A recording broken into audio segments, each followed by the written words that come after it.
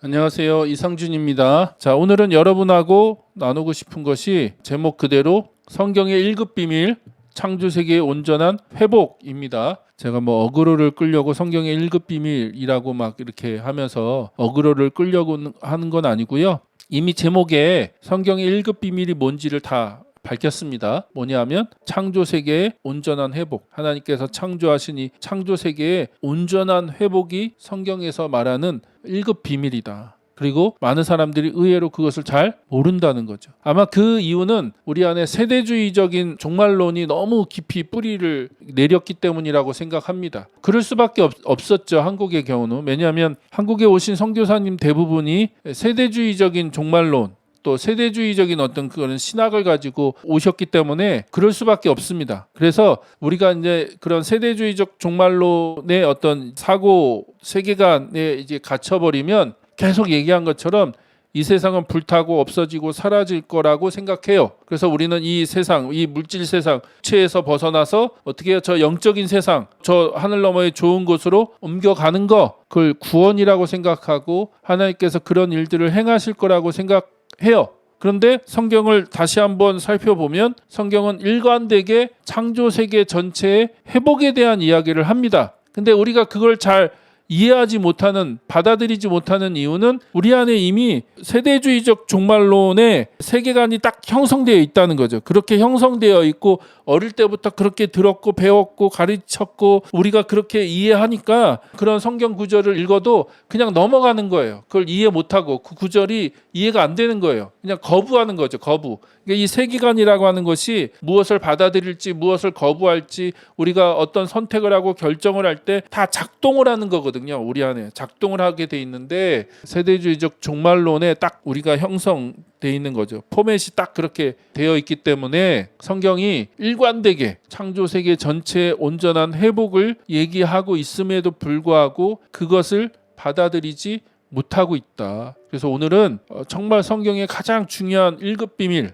그거는 창조세계의 온전한 회복인데 그것이 무엇인지를 좀 여러분하고 살펴보기를 원합니다. 자, 성경의 1급 비밀을 집으로 비유해서 설명하면 이렇게 그림을 그릴 수 있다는 거죠. 자, 먼저 기초 보십시오. 맨 밑에 진한 파란색으로 되어 있는 기초를 보면 자, 당연히 그 기초는 창조겠죠. 창조. 창세기 1장 1절 하나님이 천지 하늘과 땅을 창조하셨다라고 하는 그 창조가 가장 기초가 되고요. 그 다음에 그 집의 지붕을 보시면 맨 위에 지붕을 보시면 뭐라고 되어 있습니까? 하나님의 의도, 하나님의 계획, 하나님의 뜻, 하나님의 의도는 창조세계 전체를 새롭게 구속하시는 것이다. 그래서 우리가 아침마다 주기도문을 가지고 기도하잖아요. 제가 의도적으로 하고 있거든요. 하나님 나라가 임하시고 하늘에서 하나님의 뜻이 온전히 이루어진 것처럼 이 땅에서도 하나님의 뜻이 온전히 이루어지기를 원합니다라고 기도하는데 그 하나님의 뜻이 뭐냐 그러면 많은 분들한테 그러면 하나님의 뜻이 뭐예요? 라고 물어보면 잘 대답을 못하죠. 근데 성경에는 분명히 나와 있어요. 하나님의 큰 뜻, 하나님의 그 큰 계획, 우리가 그걸 하나님의 어떤 경영이라고 얘기도 하고 하나님의 경륜이라고 얘기도 하고 하나님의 어떤 인류 전체를 향한 하나님의 어떤 계획이 이미 있어요. 마스터 플랜이, 청사진이 있다고요. 마스터 플랜이 딱 하나님이 있는데 그게 뭡니까? 하나님은 창조세계 전체를 새롭게 구속하시겠다는 거예요. 그게 하나님의 의도고 하나님의 뜻이고 하나님의 계획이에요. 여러분 이걸 잘 정리하셨으면 좋겠습니다. 자, 그리고 이제 그 집을 받쳐주는 기둥이 있는데 그 기둥에 뭐라고 써 있습니까? 온 우주, 인간 사회의 보편화. 말이 좀 어렵게 느껴지는데 어려운 내용은 아닙니다. 모든 인간 사회를 포함해서 온 우주를 하나님께서 새로운 질서로 통일시키시겠다는 거예요. 그러니까 보편화라는 말은 모든 것에 다 적용이 된다는 거잖아요. 그래서 하나님이 창조세계 전체를 새롭게 만드셔서 새로운 질서를 그 모든 것에 부여하시겠다는 겁니다. 그렇게 이해하시면 되고요. 자, 그리고 이제 구체적인 내용을 보면 세 단락으로 구분될 수 있는데 색깔이 그렇잖아요. 파란색, 빨간색, 녹색 이렇게 돼 있는데 제일 위에 보면 이사야 65장, 베드로후서 3장, 요한계시록 21장 이 세 구절은 새하늘과 새 땅에 대한 어떤 그런 비전을 얘기하는 구절이고 그 다음에 그 밑에 빨간색으로 되어 있는 또 세 구절이 있죠. 에베소서 1장, 골로새서 1장, 사도행전 3장은 판타라고 하는 만물, 이 만물 창조세계 모든 것을 하나님이 회복하시고 통일시키시고 또 화해시키시기를 원하신다라고 말씀하고 있고, 마지막으로 이제 녹색으로 되어 있는 마태복음 19장은 온전한 갱신, 회복, 갱신을 얘기하는 그런 성경 구절입니다. 자, 그렇게 해서 이 하나님의 1급 비밀, 성경의 1급 비밀이 무엇인지를 이렇게 그림으로 정리할 수 있는데, 자, 성경 구절을 좀 구체적으로 찾아가면서 한번 그 부분을 확인해 보도록 하겠습니다. 먼저 이사야 65장 17절 같이 한번 읽어볼까요? 보아라, 내가 새하늘과 새 땅, 그렇죠? 새하늘과 새 땅을 창조할 것이니 이전 것들은 기억되거나 마음에 떠오르거나 하지 않을 것이다. 분명히 뭐라고 말씀하고 있습니까? 새하늘과 새 땅을 창조하겠다라고 얘기하죠. 그러면 새, 그렇죠? 뉴라고 할 수 있잖아요. 새로운 하늘과 새로운 땅. 그러면 옛 하늘과 옛 땅이 있겠죠. 그게 뭡니까? 창세기 1장 1절에 하나님이 만드신 하늘과 땅이죠. 그러나 그것이 죄로 인해서 깨어지고 망가지고 어그러졌죠. 우리가 지금 살아가는 이 세상이 그런 세상이잖아요. 근데 하나님이 지금 이사야 선지자를 통해서 새로운 비전을 말씀하신데, 그 비전은 뭡니까? 하나님이 이 땅, 하늘과 땅을 새롭게 하실 때가 있을 거라는 거예요. 새롭게 창조하실 거라는 거죠. 이 하늘과 땅을 새롭게, 그래서 새 하늘과 새 땅을 창조할 거야 라고 말씀하고 있죠. 그래서 우리가 이걸 뭐라고 부르느냐? 새 창조라고 부르는 거예요. 그래서 새 창조. 어떤 분들은 최근에 제 영상에 댓글을 이렇게 다셨더라고요. 야, 새 창조란 말이 어딨어? 성경에 그런 말도 안 되는 얘기 하지 마 라고 이제 어떤 분이 댓글을 다셨는데, 뭐 그렇게 따지면 뭐 삼위일체란 말이 있습니까? 없지. 근데 성경에 삼위일체적인 구절은 많잖아요. 이것도 마찬가지예요. 새 창조라는 말은 없어요. 그러나 여기 보십시오. 내가 새 하늘과 새 땅을 창조하겠다라고 돼 있죠. 그렇죠? 하나님이 하늘과 땅을 창조하셨다. 창세기 1장 1절. 그리고 여기 와서는 새 하늘과 새 땅을 창조하겠다라고 말씀하시는 거죠. 그래서 그걸 우리가 새 창조라고 얘기하는 거고, 또 그렇기 때문에 이전 것들은 기억되거나 마음에 떠오르지 않을 거라는 거예요. 완전히 하나님이 그 옛날 거는 다 완전히 없애시고 새로운 거, 완전히 새로운 질서와 새로운 세상을 하나님이 이 땅에 창조하실 거라는 거예요. 그거를 이제 그 비전을 베드로 사도가 넘겨받아서 베드로후서 3장 13절에 이렇게 말씀하고 있습니다. 그러나 우리는 주님의 약속을 따라 정의가 깃들어 있는 새 하늘과 새 땅을 기다리고 있습니다 라고 얘기하죠. 뭘 기다린다고요? 새 하늘과 새 땅을 기다리고 있다. 이사야 선지자가 비전을 얘기한 것처럼 지금 베드로도 새 하늘과 새 땅에 대한 비전을 얘기하는 거죠. 근데 이 새 하늘과 새 땅이 내 의견이 아니야, 내 주장이 아니야, 내 해석이 아니야 라고 얘기하는 거예요. 뭐라고 얘기해요? 그 앞에 우리는 주님의 약속을 따라, 그러니까 주님께서 약속해 주셨다는 거예요. 주님의 약속을 따라서 새 하늘과 새 땅을 기다리고 있다는 거예요. 주님이 그걸 약속하셨다는 거예요. 언제요? 아마 분명히 예수님이 공생의 기간 동안 하나님 나라에 대한 얘기를 하셨잖아요. 그리고 그걸 직접 보여주셨고 또 그것을 가르쳐 주셨고 또 심지어는 부활한 이후에 40일 동안 여러 번 제자들에게 나타나셔서 하나님 나라에 대한 이야기를 해주셨잖아요. 그러니까 아마 그런 시간들을 통해서 베드로가 주님의 약속으로 정립된 거예요. 새 하늘과 새 땅에 대한 비전을 예수님이 주셨기 때문에 베드로가 지금 야, 우리도 그 예수님의 약속을 따라서 새 하늘과 새 땅을 기다리고 있어 라고 얘기하는 거죠. 그리고 그 새 하늘과 새 땅은 어떤 곳입니까? 정의가 깃들어 있는 하나님의 온전한 통치, 하나님의 온전한 공의와 정의. 지금 이 세상은 그렇지 못하잖아요. 얼마나 불합리한 일들, 불공정하고 불의한 일들로 가득 차 있습니까? 이 대한민국만 봐도 얼마나 불의합니까? 이 정치권과 지금 우리가 살아가는 세상이 얼마나 불공정합니까? 그러나 새하늘과 새 땅은 어떤 땅이에요?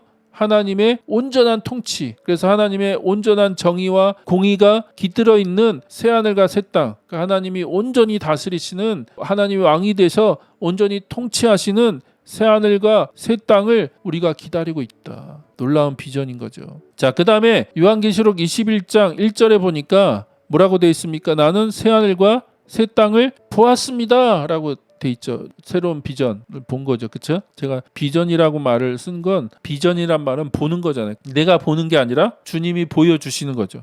또 이루어지지 않았지만 주님이 보여주시는 거예요. 근데 뭐에 대한 비전? 새하늘과 새 땅에 대한 비전. 주님이 그걸 보여주셨으니까. 그래서 이전 하늘과 이전 땅이 사라지고 이 창세기 1장 1절에 그 하나님이 만드신 하늘과 땅, 그러나 죄로 인해서 깨어지고 망가진 그 땅, 그것을 이전 하늘과 이전 땅이라고 얘기하잖아요. 그것이 사라졌다. 바다도 없다. 여기서 바다는 진짜 바다를 얘기한다는 의미보다는 요한계시록에 보면 원수가 바다에서 나오거든요. 하나님을 대적하고 하나님의 백성들을 핍박하고 박해하는 그 원수가 그 바다에서부터 나오기 때문에 그 근원이 사라졌다는 얘기입니다. 진짜 바다가 없다라는 의미도 뭐 그렇게도 해석할 수 있지만 여기서 바다가 없다는 건 그 원수가 나오는 그 근원지. 그래서 죄악을 완전히 하나님이 제거해 버리셨다는 거예요. 이 죄악을 완전히 제거해 버리시고 하나님이 온전히 통치하시는 새 하늘과 새 땅이 이 땅에 이루어지는 걸 사도 요한이 비전으로 본 거죠. 그래서 성경은 구약이나 신약이나 동일하게 새 하늘과 새 땅에 대한 비전을 얘기한다. 이사야도 그런 비전을 얘기하고 또 베드로도 그 비전, 주님으로부터 받은 예수 그리스도 그 주님으로부터 받은 그 약속에 의해서 그런 비전을 본 거고, 지금 사도 요한은 마지막 날에 완성될 새 하늘과 새 땅을 비전으로 본 거죠. 그렇죠? 하나님으로부터 본 거예요. 주님으로부터 받아서 그 비전을 본 겁니다. 그래서 성경은 일관되게 계속해서 뭘 얘기해요? 새 하늘과 새 땅에 대한 얘기를 한다. 그러니까 창세기 1장 1절에 하나님이 땅과 하늘을 만드셨는데 그것을 온전히 새롭게 하시는, 완전히 새롭게 하시는 새 창조, 몇 개 뜯어 고치는 그런 공사가 아니라 쉽게 말하면 완전히 모든 것을 다 새롭게 만드는 새 창조를 얘기하는 거죠. 새 하늘과 새 땅. 이해되시죠? 자, 그 다음에 에베소로 넘어가면 이제 그런 비전 아래 조금 더 구체적으로 그런 내용들을 얘기하는데, 자, 1장 10절을 한번 같이 읽어보겠습니다. 하나님의 계획은, 그렇죠? 여기서도 하나님의 뜻, 하나님의 계획을 얘기하잖아요. 여러분, 하나님의 계획을 두루뭉실하게 생각하지 마세요. 제가 사람들한테 하나님의 뜻이 뭐예요? 물어보면 잘 몰라요. 뭐가 하나님의 뜻인지 잘 얘기를 못해. 그러니까 주기도문을 가지고 기도하는 게 어려운 거예요. 두리뭉실하게 느껴지는 거예요. 그러니까 성경을 읽으면 하나님의 뜻이 무엇인지 명확해진다. 자, 여기 보면 하나님의 계획, 하나님의 뜻은 뭐예요? 때가 차면 하늘과 땅에 있는 모든 것을 그리스도 안에서 그분을 머리로 하여 통일시키려는 것입니다 라고 분명하게 말씀하고 있죠. 때가 차면 주님이 다시 오시는 그때, 그러면 하늘과 땅에 있는 모든 것, 여기서 모든 것은 헬라어로 판타라는 말인데 만물, 말 그대로 모든 거예요. 만물, 창조세계 그 모든 것을 얘기하는 거죠. 하늘에 있는 것이든 땅에 있는 것이든 보이는 것이든 보이지 않는 것이든 그 모든 것을 어떻게 해요? 예수님을 머리로 해서 통일시키려는 것이다. 그게 하나님의 계획이고 하나님의 뜻이다. 예수 그리스도를 통해서 하나님이 이 땅에 이루려고 하시는 것이다. 그러니까 여러분, 제발 여러분만 쏙쏙 빼서 저 하늘로 데려가시는 게 하나님의 계획이 아니에요. 그런 게 아니라니까. 저는 정말 답답해요. 그냥 이 세상은 다 불타서 사라지고 없어지고 우리는 쏙쏙쏙 몇몇만 14만 4천만 뽑아갖고 저 하늘 넘어 저 영적인 세계 거기로 데려가시는 게 하나님의 뜻도 아니고 하나님의 계획도 아니고 성경이 말하는 구원도 아니에요. 그거는 정말 한국교회가 굉장히 크게 오해하고 있는 부분입니다. 하나님의 뜻은 뭐예요? 창조세계 전체를 온전히 회복시키시는 것. 누구를 통해서? 예수 그리스도를 통해서. 그래서 예수 그리스도가 여러분의 죄만을 위해서 십자가에 죽으신 게 아니에요. 여러분의 개인의 죄를 위해서도 십자가에 죽으셨지만, 그것도 포함되지만 여러분의 죄만을 위해서 죽으신 게 아니라고. 여러분의 죄를 용서하셔갖고 여러분 죽은 다음에 천국 데리고 가려고 예수님이 십자가에 죽으신 게 아니라 죄로 인해서 깨어지고 망가진 이 창조세계 전체를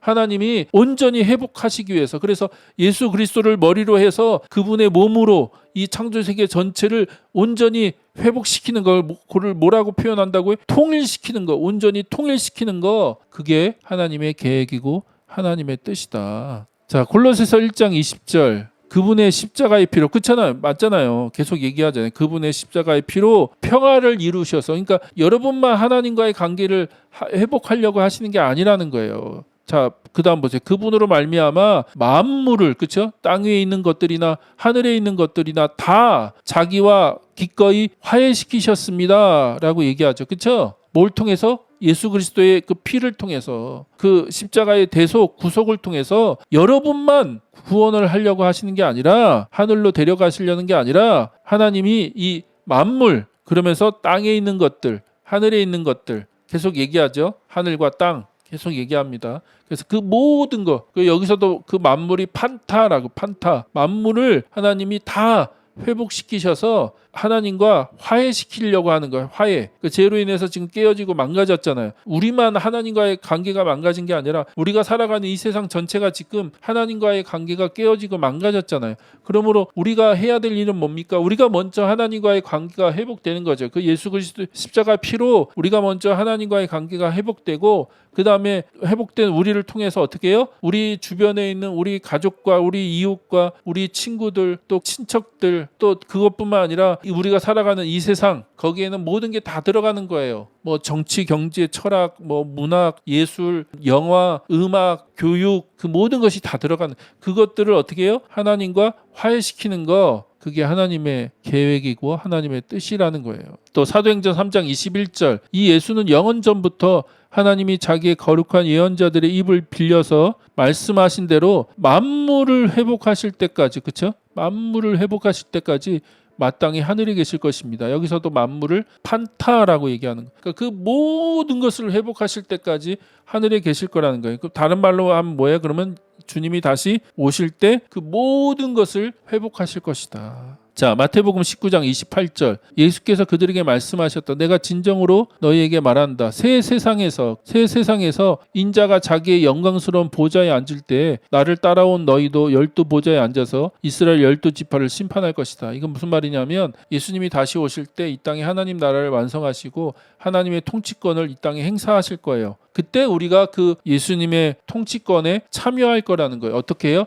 부활함으로. 그래서 부활은 단순히 죽은 자의 살아남만을 얘기하는 게 아니라 부활을 통해서 우리는 예수님의 통치권에 같이 참여할 겁니다. 놀라운 특권이고 놀라운 축복이죠. 근데 언제요? 새 세상에서, 그렇죠? 새 세상, 예수님이 시작하시는 새로운 세상, 그러니까 모든 것들을 갱신하시고 회복하시는 그 새로운 세상에서 그런 일들이 있을 것이다 라고 예수님이 말씀하고 있다는 거죠. 그래서 우리가 이런 구절들을 통해서 성경은 일관되게 구약에서부터 신약에 이르기까지, 창세기로부터 요한계시록까지 하나님이 창조하셨지만 죄로 인해서 깨어지고 망가지고 어그러지고 엉망이 돼버린 이 세상을 그냥 다 심판하신다는 게, 어떤 불태워서 없애버리신다는 게 아니라 그 안에 있는 죄를 다 정화시키신다, 깨끗게 하신다라는 그런 묘사예요. 그런 의미예요. 그리고 그걸 통해서 어떻게 해요?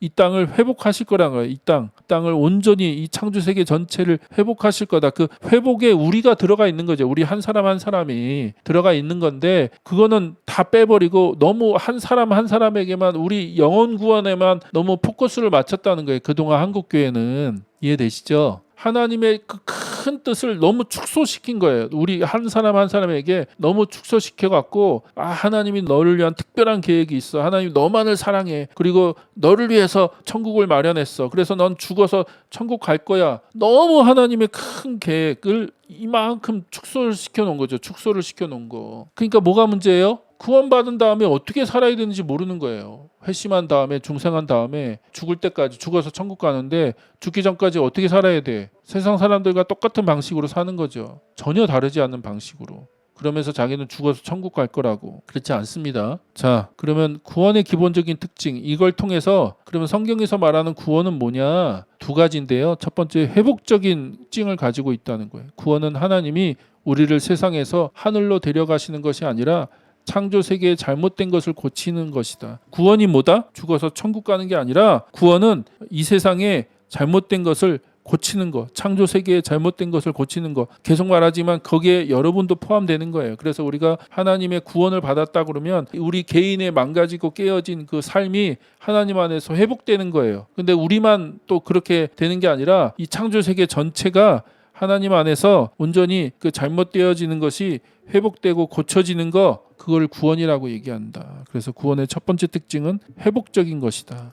두 번째는 포괄적이고 총체적이라는 거예요. 하나님은 우리의 몸을 포함해서 하늘과 땅에 있는 모든 것을 속량내지 회복하려 하신다. 그래서 포괄적이고 총체적인 것이다. 우리 영만 그렇게 구원하려고 하시는 거 아니라 우리의 감정, 우리의 육체, 우리의 어떤 그 문화, 우리의 그 모든 거, 방금 말씀드린 것처럼 사회, 경제, 문화, 예술, 교육, 군사, 또 과학, 교육, 그 모든 것이 다 포함되는 거죠. 또 이 자연 세계, 또 우리가 살아가고 있는 이런 모든 것을 하나님은 온전히 구원하기를 원하신다. 여러분께서 다시 한번 구원이 무엇인지를 좀 정리하고 하나님께서 베푸시는 구원, 또 하나님께서 어떻게 지금 일하고 계신지를 우리가 다시 한번 발견해 갔으면 좋겠습니다. 그래서 성경의 1급 비밀은 하나님은 창조 세계의 온전한 회복을 위해서 일하신다.